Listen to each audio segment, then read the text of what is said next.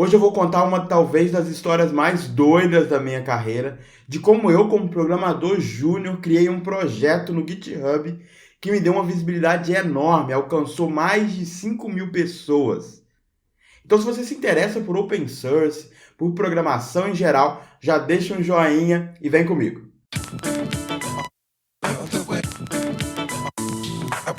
Olá, mundo! Eu sou o Claudson Oliveira e você está em mais um vídeo do canal Quero Ser Programador. Um lugar onde a gente dá juntos mais um passo no mundo da programação.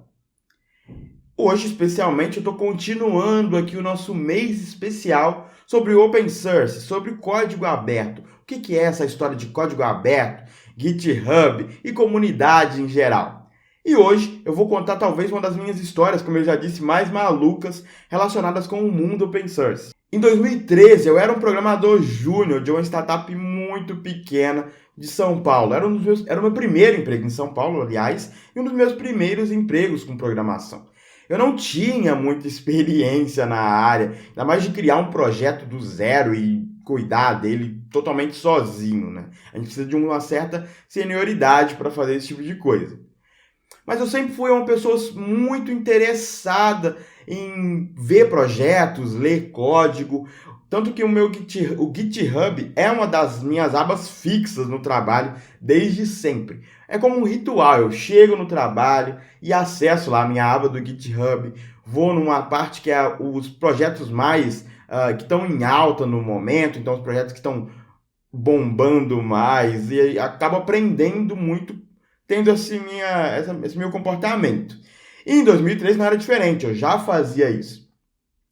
E aí que um dia, lá nos trends, lá nessa página dos bombados do GitHub, eu vi um projeto que se chamava TextQL, se eu não me engano.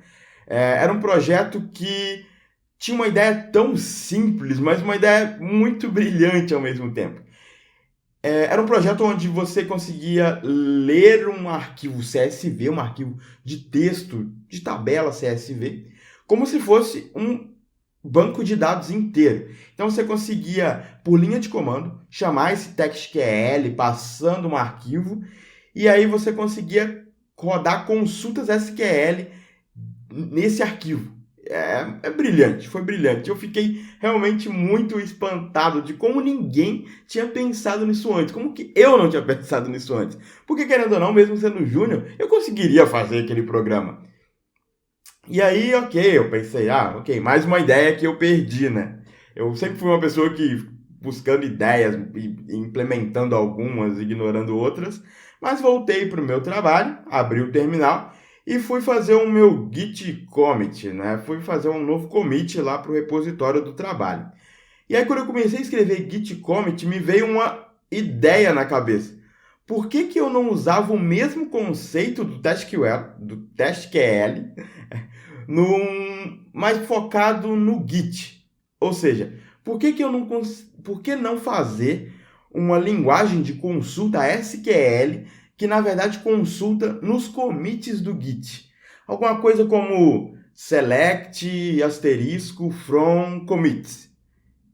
Se você não sabe do que eu estou falando de banco de dados, eu tenho uma série aqui sobre banco de dados bem iniciante, e você pode clicar no card aqui para entender mais sobre isso. Assim que eu tive a ideia, o nome veio de graça. Se existia o TextQL, o meu seria o GitQL, uma Git Query Language, uma linguagem de consulta em cima do Git.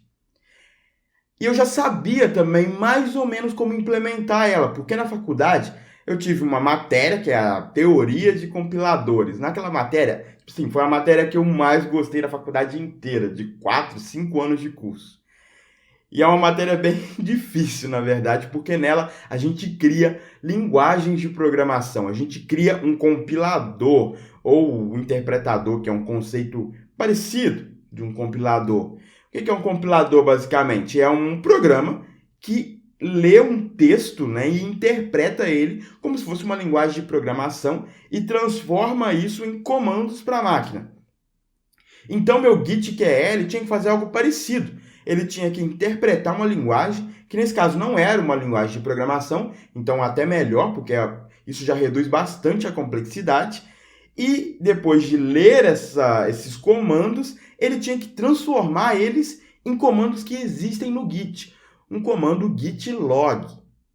Bom, eu já tinha a ideia, eu já sabia mais ou menos como que eu ia implementar, como que eu ia codar essa ideia, eu já tinha o nome do projeto, eu já sabia que eu ia colocar ele no GitHub.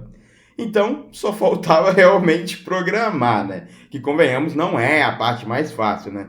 Foi muito trabalhoso, eu fiquei uns 2, 3 meses, todos os dias trabalhando, depois do trabalho. Quando chegava em casa, depois de 8 horas de programação, eu ainda programava mais umas 3, 4 horas. Porque eu realmente queria terminar aquilo. Eu realmente sentia que, cara, eu tinha que fazer aquilo.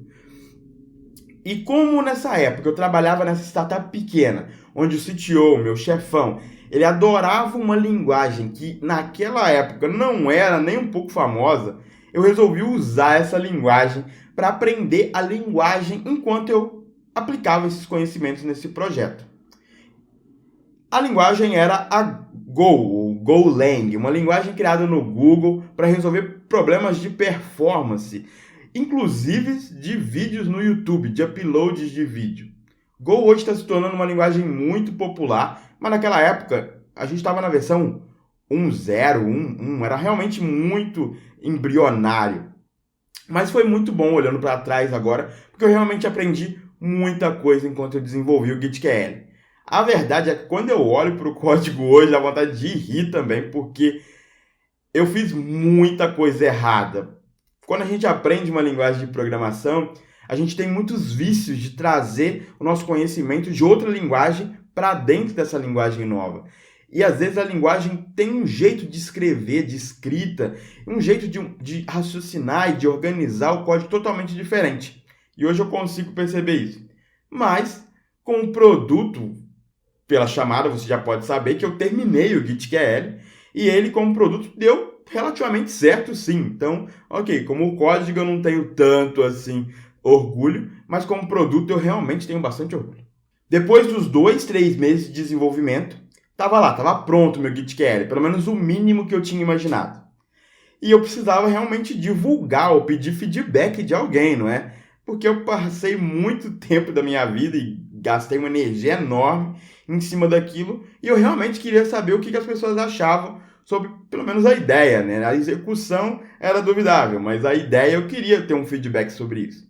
E aí eu comecei no dia 15 de setembro de 2014, se eu não me engano, a divulgar o GitQL. Eu comecei com um tweet, com o inglês do Google Tradutor, e coloquei umas hashtags de Go, alguma coisa que chamasse a atenção, não só de pessoas que me seguiam, mas de qualquer um que estivesse vendo a hashtag. Eu também postei no grupo de usuários de Go, no grupo de programadores e programadoras Go do Brasil. Naquele dia, eu tive lá os meus 20, 30 stars no GitHub. Para um projeto de um programador júnior que não sabia uma linguagem, né, a linguagem Go, eu realmente fiquei feliz, porque se 20, 30 pessoas gostaram da ideia, gostaram do projeto, quer dizer que talvez tenha mais gente que goste também. Talvez tenha mais gente que poderia me ajudar a tocar o projeto. E aí eu tomei coragem para publicar em fóruns mundiais de tecnologia. Eu coloquei o link no Reddit de Go e no HackerRanks, que são 2 sites onde tem muitos programadores, muitas programadoras que ficam lá o dia inteiro vendo as tendências de tecnologia. Meses depois, no dia 23 de setembro, eu tinha 700 estrelas. As estrelas são como curtidas no projeto. A pessoa dá um like, né, no projeto e diz que se interessou por ele. É praticamente isso. Só mede popularidade, não mede quase nada isso, né? Mas nessa altura eu tinha 700 curtidas e realmente isso era absurdamente incrível para mim. De novo, eu era um programador júnior, eu tinha saído do nada. Eu tinha criado um projeto e escrito, né, a primeira página dele, por exemplo, com um inglês muito pior do que o inglês que eu tenho hoje, com vários erros de gramática. Então, assim, eu estava realmente me expondo num nível muito maior do que eu deveria até, ou muito maior do que eu conseguiria gerenciar. E foi isso que eu percebi logo em seguida. O GitQL começou a ser citado por pessoas do mundo inteiro. Eu praticamente perdi o controle da coisa. No começo eu estava divulgando, mas de repente várias outras pessoas, sites, podcasts, lista da linguagem Go começaram a citar o projeto. E aí a coisa foi começando a escalar. Com isso, várias pessoas chegaram no projeto, no GitHub, para abrir issues, para reportar problemas que eles não estavam conseguindo usar o Go, seja lá porque eles usavam Windows ou usavam Mac, e eu tinha programado para o Linux, numa arquitetura que era diferente deles. Enfim, começou a aparecer várias gente pedindo ajuda. E aí eu comecei a perceber que projetos open source não são só o lado glamouroso de ser reconhecido. Você precisa realmente gastar uma energia, não só inicial para criar o projeto, mas também no pós-projeto, né? Você precisa dar suporte àquilo e, querendo ou não, dar suporte para sempre, não é? E nesses casos, apareceram vários casos onde as pessoas usavam o projeto em arquiteturas totalmente diferentes da que eu tinha codado, da que eu tinha criado. Ou seja, eu criei o GitQL num Linux de 64 bits. As pessoas estavam rodando o GitQL num Mac, num Windows. E aí vários problemas que eu não fazia ideia de como resolver começaram a aparecer no GitHub. Por sorte também, um lado positivo, né, de ter um projeto open source é que várias pessoas que eu não conhecia começaram a aparecer nesses tópicos, nessas issues do GitHub e me ajudar a resolver os problemas. Então, eu não tinha um Mac para corrigir o problema, para testar o problema que a pessoa A tinha reportado, mas uma pessoa B tinha um Mac. Então, ela pegou o projeto, rodou na máquina dela, achou o problema e mandou uma correção. Assim, foi uma coisa muito bonita e eu realmente aprendi muito com isso.